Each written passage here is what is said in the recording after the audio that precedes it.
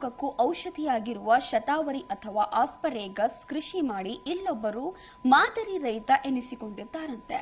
ತಮ್ಮ 1 ಎಕರೆ ಭೂಮಿಯಲ್ಲಿ ಕಡಿಮೆ ಬಂಡವಾಳದಿಂದ ಇಂದು ಕೈತುಂಬ ಆದಾಯ ಗಳಿಸುತ್ತಿದ್ದಾರೆ.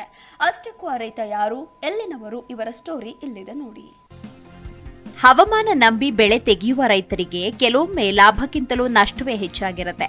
ಅದು ಈ ಬಾರಿಯ ರಣ ಬಿಸಿಲಿಗೆ ಎಲ್ಲಾ ಬೆಳೆಗಳು ಬಾಡಿ ಬೆಂಡಾಗಿ ಹೋಗಿವೆ. ಆದರೆ ಯಾರು ಬುದ್ಧಿವಂತಿಕೆಯಿಂದ ಕೃಷಿ ಮಾಡಿದ್ದಾರೋ ಅವರು ಮಾತ್ರ ಲಾಭ ಕಂಡಿದ್ದಾರೆ. ಅಂಥವರ ಸಾಲಿಗೆ ಯುವ ರೈತ ಶ್ರೀನಿವಾಸ ರೆಡ್ಡಿ ಎನ್ನುವವರು ಸೇರ್ತಾರೆ. ಕೋಲಾರ ಜಿಲ್ಲೆಯ ಮಾಲೂರು ತಾಲೂಕಿನ ಬಂಟಹಳ್ಳಿಯ ಯುವ ರೈತ ಶ್ರೀನಿವಾಸ ರೆಡ್ಡಿ ಇವರು ಕಡಿಮೆ ಬಂಡವಾಳ ಹಾಗೂ ನೀರನ್ನ ಬಳಸಿ ಶತಾವರಿ ಅಥವಾ ಆಸ್ಪರೇಗಸ್ ಅನ್ನೋ ಔಷಧೀಯ ಬೆಳೆ ತೆಗೆದು ಕೈತುಂಬಾ ಆದಾಯ ಕಂಡಿದ್ದಾರೆ. ಅಲ್ಲದೆ ಮಾದರಿ ರೈತನಾಗಿ ಗುರುತಿಸಿಕೊಂಡಿದ್ದಾರೆ. ಪದವೀಧರರಾಗಿರುವ ಇವರು ಆರಂಭದಲ್ಲಿ ತಮ್ಮ